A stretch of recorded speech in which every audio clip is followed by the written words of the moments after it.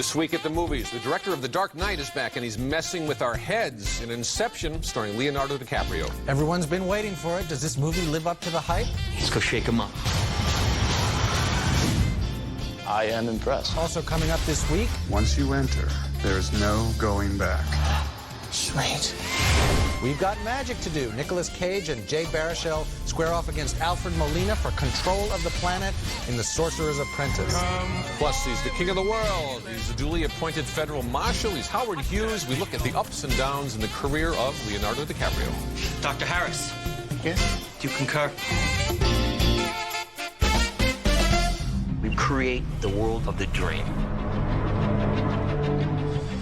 We bring the subject into that dream, and they fill it with their secrets.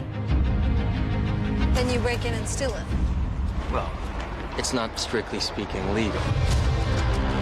Will Inception wake us up from a nightmarish summer of mediocre movies? You're about to find out. I'm A.O. Scott of the New York Times. And I'm Michael Phillips of the Chicago Tribune. How can we tell the difference between dreams and reality? That's the question posed by Inception, a complex science fiction film noir psychodrama directed by Christopher Nolan. From Memento to The Dark Knight, Nolan has always been drawn to obsessive characters, men who can't separate their personal issues from their professional duties. This time, Leonardo DiCaprio plays Cobb, who conducts industrial espionage by burrowing into people's minds while they're asleep. I know how to search your mind and find your secrets. I know the tricks, and I can teach them to you so that even when you're asleep, your defense is never down. Look, if you want my help, you're gonna have to be completely open with me. In that scene, Cobb is trying to explain his methods to a client, played by Ken Watanabe. Later, he recruits Ellen Page, a specialist in dream architecture. How could I ever acquire enough detail to make them think that it's reality? Well, dreams, they feel real while we're in them, right? Think about it, Ariadne. How did you get here? Where are you right now? We're dreaming? You're actually in the middle of the workshop right now, sleeping. This is your first lesson in shared dreaming. There's a lot of this kind of talk in Inception, and quite a few amazing sequences in which Nolan effortlessly suspends the rules of time and space. For emotional gravity, there's a subplot involving Cobb's own painful memories and dreams. These for you to give to the kids when you have a chance. It'll take more than the occasional stuffed animal to convince those children they still have a father. I'm just doing what I know. I'm doing what you taught me. I never taught you to be a thief. No, you taught me to navigate people's minds, but after what happened, there weren't a whole lot of legitimate ways for me to use that skill. A lot of the time, though, this dream world looks like a pretty standard action movie. You mustn't be afraid to dream a little bigger, darling.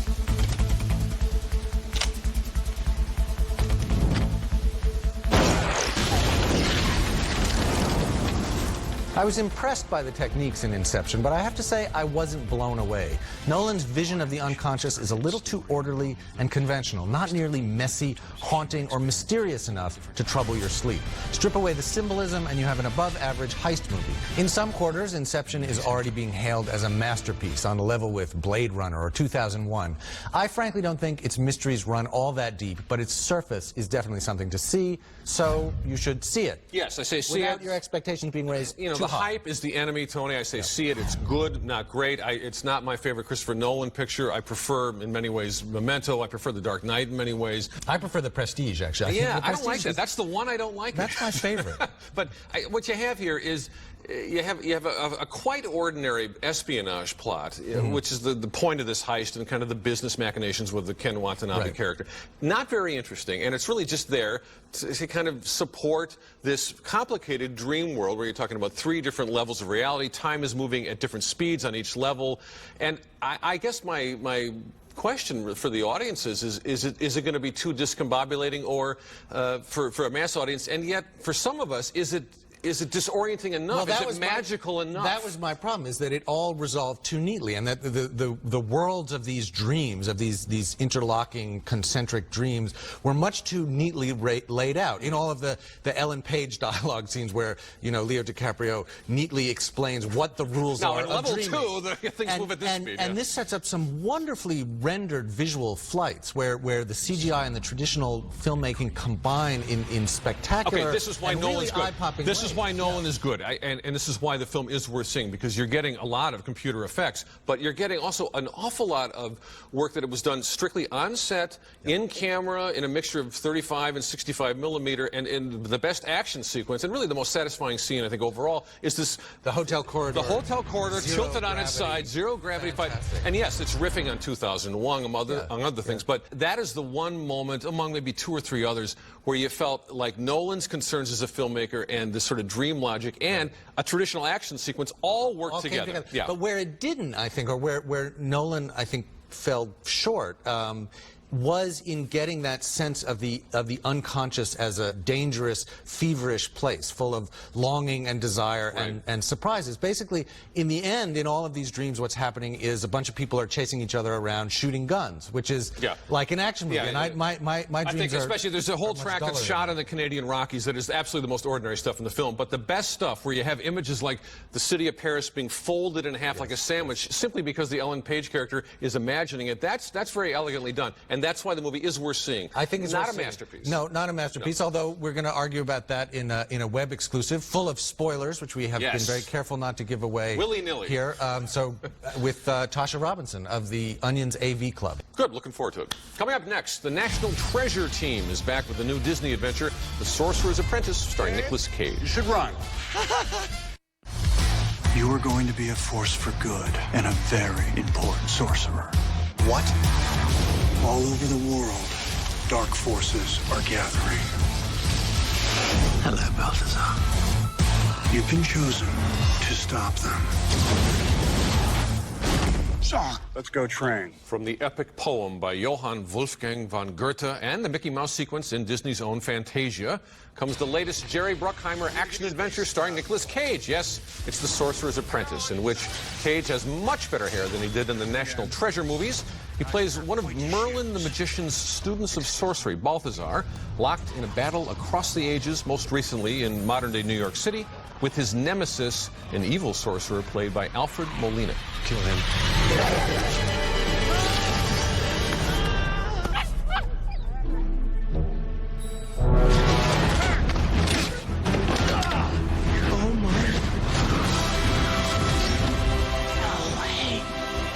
Those are Molina's dogs, and that's Jay Baruchel, the 21st century hipster version of Don Knotts. He's playing the NYU physics major who's surprised to discover that he's the chosen one, destined to become the apprentice to Cage's sorcerer. Before he joins the battle, though, teacher must teach student a few things about manipulating fire.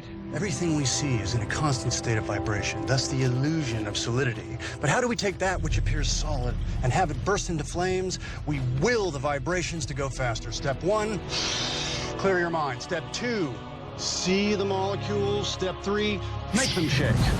Oh. Got it? No, I definitely don't got it. And the Hungarian mirror trap. It's been a while since I've seen the Hungarian mirror trap. I guess I'm just old-fashioned.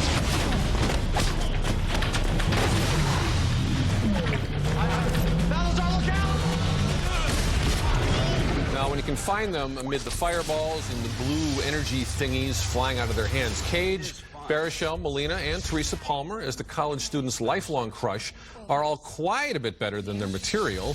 In all, it's more diverting than those National Treasure films, I thought, which were also directed by John Turteltaub. Is that saying much? No. But the personalities carry the day, and if you're in need of a cinematic babysitter a couple of months from now, I say rent it. It's a rent it for me. For me, it's a skip it. I actually like the National Treasure movies better. I think they're a little more imaginative and original. This, I felt like I was watching the most phoned-in, cynical exercise trying to steal my children's allowance before the next Harry Potter movie comes slow out. down. It just felt so done to death. I never felt at all invested in the promise. I say, you know, the future of mankind is at stake. It's an epic battle of good and evil. No, it isn't. It's just a bunch of people getting paid. And also, you don't want to see your beloved New York beat up again, you know? No, I mean, I do respect that they actually seem to have shot it largely instead of Toronto, which is fine. But here's not to be too literal-minded or pedantic. Okay, but why change now? You have a movie with these wizards, these sorcerers, who can do anything, who can turn invisible, who can throw fireballs, make force fields, who can fly. why is it then that they have to climb into some cars and chase each other at high speeds driving these Jerry cars? Jerry Bruckheimer film. But yes, I don't go to, there's no other reason. Sorcerer movies for car chases. Well, no, the film, look, it is what it is. I think Turteltaub is a director who's had great success bringing absolutely no personality to any of the projects he's worked on so far. But nonetheless, I think there's more room for Cage to kind of at least get some sly line reading is in there. I like the casting generally, so it's a rent. It's a rent. The cast is okay, but not quite good enough. Right. It's a skip it. Coming up next, he's still a fairly young guy, but Leonardo DiCaprio has been a movie star for nearly 20 years. We look at the highs and lows of his career in our Over-Under segment. But I don't want to lie to you anymore, all right? I'm not a doctor. I never went to medical school. I'm not a lawyer or a Harvard graduate or a Lutheran. Brenda, I ran away from home a year and a half ago when I was 16. Frank. Frank? You're not a Lutheran? With all the psychological anguish he's been going through lately in The Departed, Shutter Island, and now Inception, it's easy to forget that Leonardo DiCaprio has considerable range, and just as he was growing out of his young man roles, Steven Spielberg cast him shrewdly as the baby-faced con man of the period comedy Catch Me If You Can. It's time now for the over-under on DiCaprio, and Tony, Catch Me If You Can is one of your picks in this little segment, is it not? Yes, it's my pick for the underrated movie. It's a well enough liked movie, and it was well reviewed. It was kind of ignored by the Academy, and I think it maybe has fallen in between the cracks a little bit. But it's a wonderfully charming movie, and it really is kept alive. It's a pretty long movie, and it travels throughout the career of this con man who goes around pretending to be an airline pilot and who forges checks, and Tom Hanks is trying to chase him down. So why does DiCaprio really work for you in this? He's so nimble and so charming and so seductive, and he has this kind of bad boy charm and elegance. He looks great in those period suits, and he just makes the movie effervesce. Yeah, no, I like it. I like that performance. It's a very light touch. It's like a Boy Scout who you can't quite trust. So what is your pick for underrated? Mine, Tony, is I would say it's Revolutionary Road, and in that film, which I think is problematic. Not a lighthearted performance. No, not a lighthearted. There was no Boy Scout to that performance at all. But I think you had in that film, which is an adaptation of the Richard Yates novel, very dark, kind of the underbelly of the gray flannel suit era. Right. And I think the work that DiCaprio does with Kate Winslet in that picture is really kind of the rawest, most nakedly emotional stuff that I've ever seen from him up to that point. And there's no kind of audience sympathy begging, none of that. The film is actually, that performance and Winslet's, I think, are better than the film itself. And to me, DiCaprio's reputation for that sort of anguish and that sort of psychological realism, that's one of the films where it's the best. I feel like he works it a little too hard in that, but that's a movie. The film works too hard. I don't think he does. Yes, but that's true. How about for overrated? Overrated, for my money, it's The Aviator. I think he's worked with Scorsese a lot, and I think what you don't quite have pulled off successfully in The Aviator is a performer and a performance that sort of convincingly spans a biographical character's, not his full life, but 20, 25, 30 years in that life. For example, this scene, which is taken from Hughes as he's been turned into this crumbling, older shell of a man. He is to open the bag with his right hand and hold the bag out to me at a 45-degree angle so I may reach into the bag without touching the paper. It's more of an impersonation than a successful portrayal for my money. My pick for overrated is also a Scorsese movie, and it's not Shutter Island. It's actually The Departed. Same accent, different character, but I feel like DiCaprio really gets lost in that movie. That's a very hectic movie that never quite worked for me the way that it worked for other people. Okay, and he's playing the most functional role in it. It's the least interesting of the major roles. And he's really, I think, crowded out of the movie by Matt Damon, by Mark Wahlberg, and he seems lost in the character. Not that the character himself is kind of lost, but I feel like the performer is sort of lost in there and doesn't quite have his bearings. Neither performance I would say is bad, but when you see his best work, then you realize maybe some of it falls short. Yeah. Coming up next, Kristen Stewart and Dakota Fanning in a movie that is not about vampires in our DVD Out Now segment. But first, with only 4 episodes of At the Movies remaining, let's take a look back at some of our favorite moments from the long history of this show. Here, the the original hosts, Gene Siskel and Roger Ebert, debate Full Metal Jacket. Yeah. That is a cliche, Gene. I mean, No. when I saw that push, I was so disappointed in Kubrick. This whole sequence is taken right out of absolutely routine grade B Republic, Roger. World War II war movies of guys running out there to try to save their buddy and somebody else shooting at them. I have never felt a kill in a movie quite like that, ever, in any Vietnam film. Not in Apocalypse Now, not in The Deer Hunter. Not like that. Not like that. Well, then in that case, you're going to love The Late Show because they have kills like that every night in black and white starring John Wayne, starting about midnight. But they don't have movies like this film, Full Metal Jacket. I disagree, Okay. and I disagree particularly about the part that you like. Well, that's just one scene. I like the whole film. It's full of great scenes. Hello, Daddy. Hello, Mom. Time to take a look at DVDs out now. First up is The Runaways, starring Kristen Stewart and Dakota Fanning. And this is a film, Tony, nobody saw. And I think it's one of the best musical biopics I saw in a couple of years. It was good, and they're both really good. Kristen Stewart and Dakota Fanning are both stretching out from the kinds of roles that they've done before. Dakota Fanning plays Cherie Currie, the lead singer, sort of wildly destructive young teenager. And Kristen Stewart is Joan Jett, who's angry and sulky and looks like Keith Richards. Like every teenager, yeah. Yeah, it was a nice movie. No, good film. And also new on DVD, another movie we both like that not that many people went to see, Greenberg, starring Ben Stiller. The thing about you kids is you're all kind of insensitive. You know, you say things to someone like me who's older and smarter with this light air. I'm freaked out by you kids. Hope I die before I end up meeting one of you in a job interview. In this movie, Ben Stiller plays one of the more unlikable heroes in recent film. Anti-hero doesn't really begin to say it, I think. This is from Noah Baumbach, who's made, really, for my money, a remarkable string of really painful black comedies. The Squid and the Whale, Margot at the Wedding, and now Greenberg. And I really think Stiller is almost reborn as an actor in this picture. I think there's also a breakthrough performance in this from Greta Gerwig, who plays the young woman who's his kind of romantic counterpart in... and she's done wonderful work in indies all along, almost invisibly to most of the American And I think public, she's someone who's going to be around for a while doing some both very good work. And two movies from directors Michael Powell and Emmerich Pressburger are getting special releases from the 1940s, Black Narcissus and The Red Shoes.